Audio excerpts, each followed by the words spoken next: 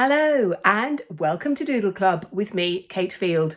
I release art tutorials every Monday and Friday, and I do a little podcast on a Wednesday in the middle of the week called Wednesday Wandering. A huge welcome if you are new to the channel, and welcome back, all you lovely, lovely ones who return week after week.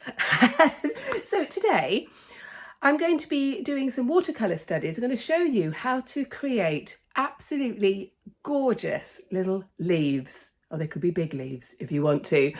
They're just perfect for using as elements in your art journals, using your sketchbook, or if you just want to practice your watercolour skills. You don't need to have any fancy equipment at all. And we might add a few little touches with perhaps a colouring pencil and a pen. Are you ready? Let's go.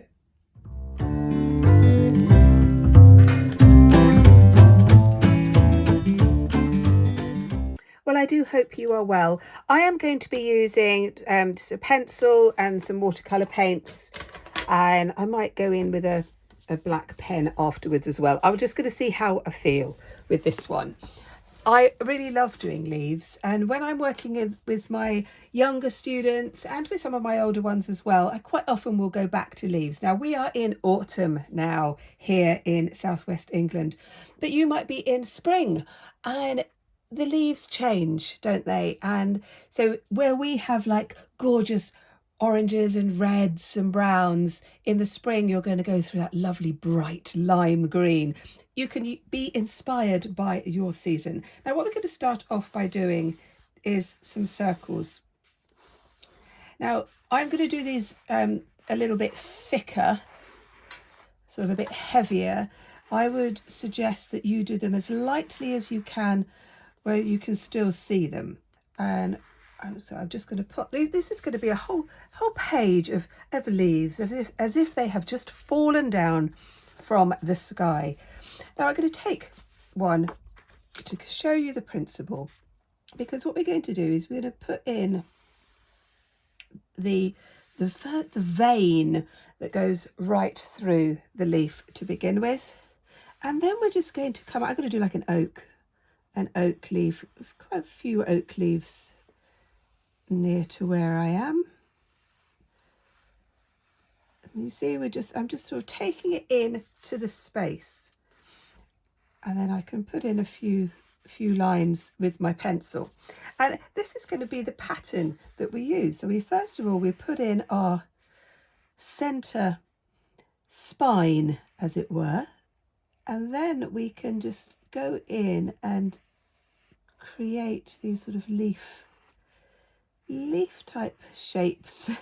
And you can have pictures of leaves, you can have leaves in front of you so that you can work on those. Let's just do one more, because I think you're getting the idea of what you could do. We can just going to put in that one there, and this one could be like a holly leaf.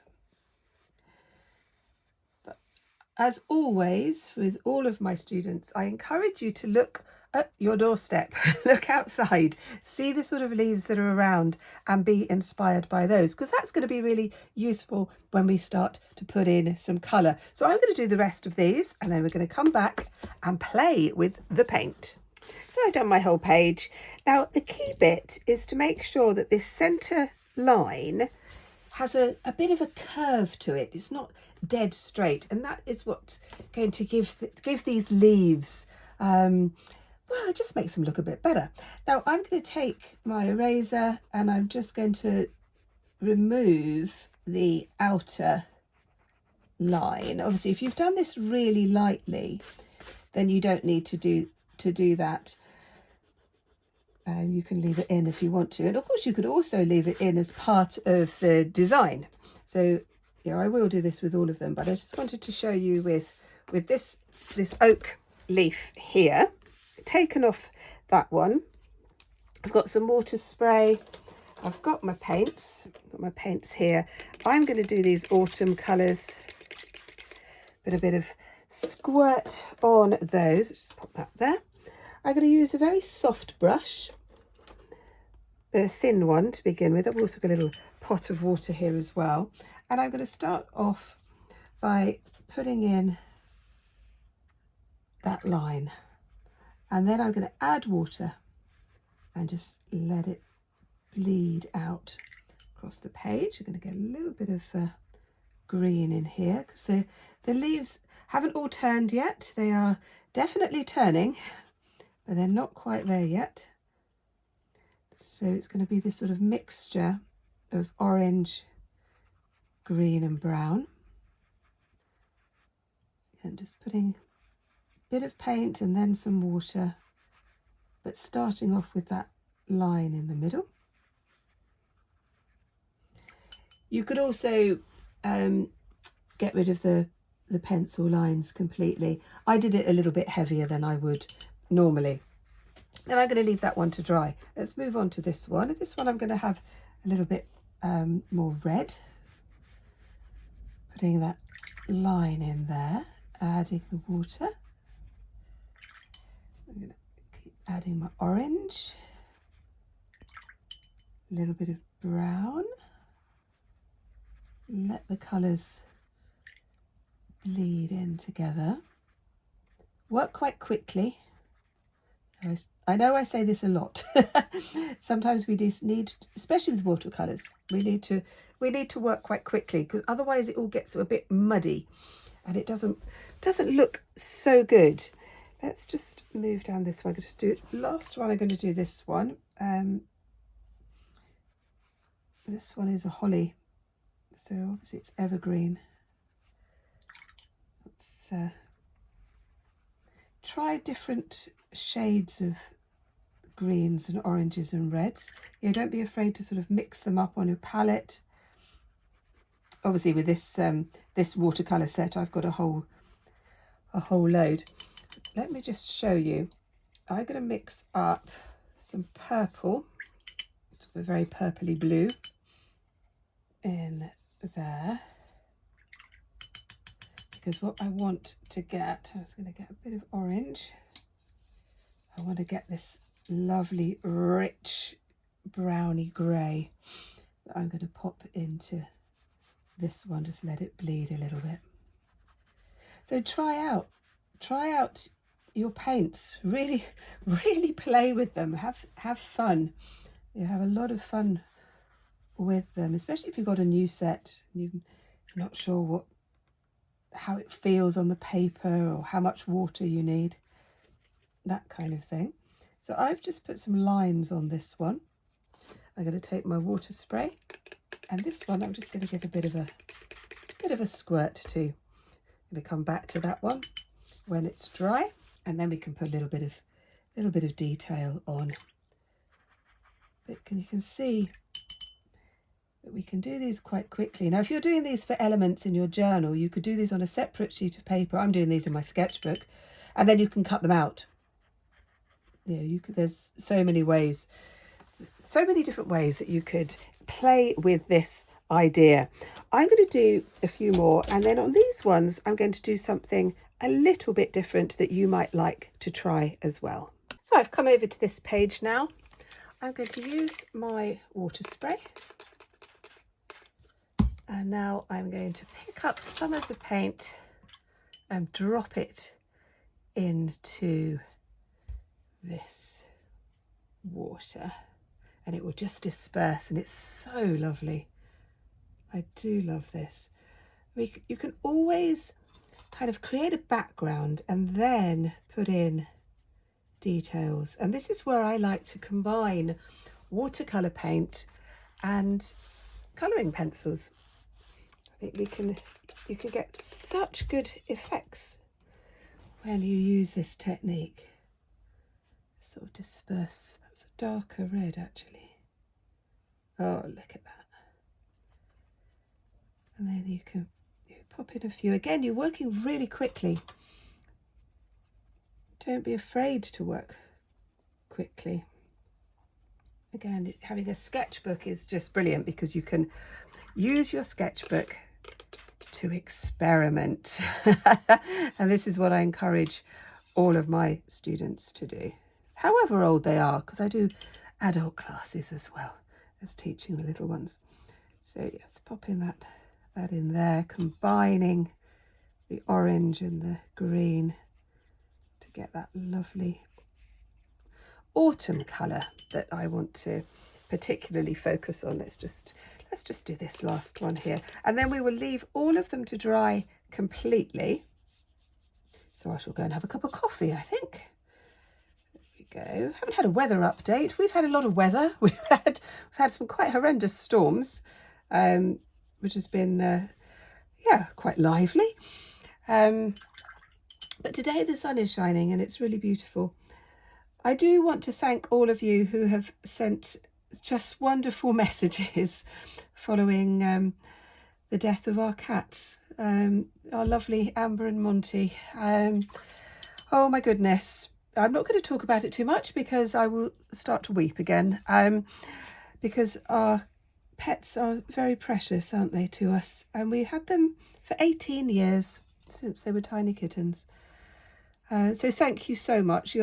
This community is so kind, isn't it? It's such a lovely, lovely supportive place. So thank you for those of you who've taken time to send us messages. It's so lovely. So I'm going to leave those to dry completely and then we'll come back and finish them off. So while these ones are drying, I'm just going to do a little bit on here. So I'm going to take the paints again and I'm just going to put in just a few little details.